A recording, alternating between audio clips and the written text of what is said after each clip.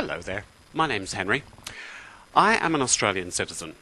Yes, I have an Irish accent. That's because I actually was born in Ireland, but I'm an Australian citizen. Have been for 16 years, something like that. When I came here in 1989, this was a fantastic country. It truly was a great place to live. Everyone seemed to be laid back. Okay, so there was a few problems with interest rates when you wanted to buy a house, but houses were affordable in those days. It was grand. Then, in the mid-90s, the Labour Party were voted out, and in came John Howard and his merry men. And I have watched a lot of things going on since 1996. I've seen a GST. I've seen the country growing wealthier and wealthier, and I thought, whoa, there's something weird here. We've got a very strong economy. We should all be running around, I don't know, driving Rolls Royces. So how come the longer John Howard has been in power, the more people seem to be having problems buying houses? How come indigenous communities seem to be suffering incredibly from lack of finance? How can we be such a wealthy country with this great resources boom going on? And yet there's people in the street who can't afford to buy regular food for their families. We're such a rich country. What is wrong? I know what's wrong. It's the Liberal Party's attitude that only the strongest survive. That's what's wrong. They think that if we're a rich country, that's okay. What about the people? What about the regular folks? Now, in recent years, in all fairness, the standard of living is pretty damn good in this part of the world. But there are problems. Right now, we've had 5 interest rate rises from a government who said at the last election that they would keep interest rates at the lowest ever. They lied. And they'll lie again. For those of you watching from overseas, we have a federal election coming up in Australia, probably in October or November. We've had John Howard in power for 11 years. This guy is a total megalomaniac. He said that he will stay leader of his party as long as his party wanted him. Now, recently, his party didn't really want him as head of their party anymore because, my God, the polls are all going towards Kevin Rudd and Labour. But hang on, he said that he would stay as long as his party wanted him to. And then, the other day, he said, I'm staying anyway. What's going on? I don't understand. Actually, I do.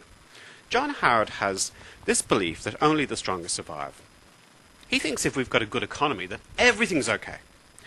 But this is the same man who has pumped money into private schools while public schools are falling apart. Where's the logic in that? I'll tell you what it got me to thinking. I thought, we're a wealthy country, yes. And you know what? My mind went back a little bit. I was in America a couple of years ago, downtown San Francisco. And I do remember all those limousines going around the place. I thought, God, this is the richest country in the world. It's fabulous. I'm in the richest country in the world. And then I turned the corner and there's this woman, she was lying against a set of traffic lights begging for food. And it suddenly occurred to me that America is not a first world country. I lived in Israel for a year. And you know what? Israel and America, downtown Tel Aviv and downtown San Francisco seemed very alike to me. There's this incredible wealth and this incredible poverty, which of course is what a third world country is. Now, the reason I'm telling you this is because John Howard loves George W. Bush. And he will do anything that George W. Bush does. And here in Australia, he's trying to do that. He would like to, let me think, get rid of Medicare. Yeah, I think he tried that a few times. Of course, the Australian people will put up with a lot, but they won't put up with that. The problem is, he'll keep trying. Now, we've got an election coming up. The last election, he said interest rates would not go up. They've gone up 5 times since. The last time Australians voted, they voted with their back pocket, They thought, oh, more money from me. I'll have loads of more money. You have to think a little deeper. You've got to think about your society as a whole. Here's a scenario. If we actually educated our children properly, if we actually put money into the public school system, where kids need more of a chance than the rich kids in the private schools, instead of what Howard has been doing is pumping money into the private school system.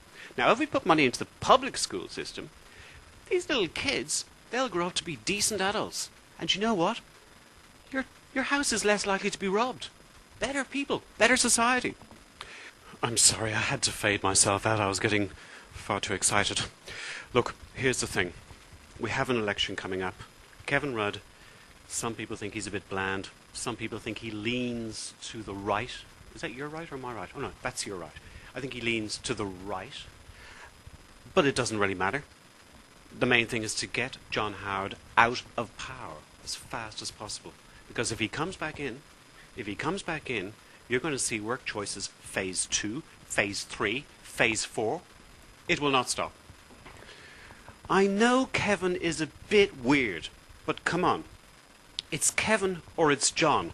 Get with the program. Kevin or John. Now, when Kevin gets into power, he'll go back out to the left. Left? Your left? He'll go back out to the left again. And that's okay. The guy's just going centre of field so he can get into power. Get this man into power. Not because he's a great guy. Because John Howard is a megalomaniac. Please, please, when election day comes, please vote for Labour. Save us all from this crazy party. John Howard wants to stay forever. He's a crazy man. It's a bit tacky, isn't it? I've got it on my car, and I put up with some abuse, I can tell you. But the thing is, tacky as it is, if Labour gets into power, we'll start looking after our schools again. We'll start bringing up children properly. We'll start feeding proper information into people's minds.